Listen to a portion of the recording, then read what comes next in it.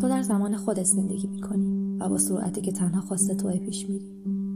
همه آدم ها با سختی تلاش میکنن تا دنبال روی مسیری معین شده باشن که در واقع توسط دیگران براشون تعیین شده. اونها در این بین کم کم خودشون رو از دست میدن و فراموش میکنند حسی که برای اونها معنی شادی و آرامش میداد چی بود. اما چرا همه باید به یک سمت برن و چیزی تعیین شده رو به دست بیارن؟ زندگی و زمان تو رو به سمتی میبرن که هیچ وقت تصورشون نمیکنی.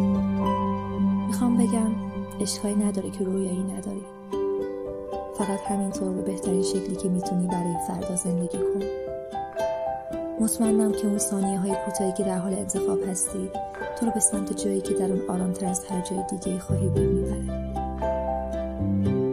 فقط به علاقه خودت توجه کن، به ارزش‌هات و چیزهایی که مال توه.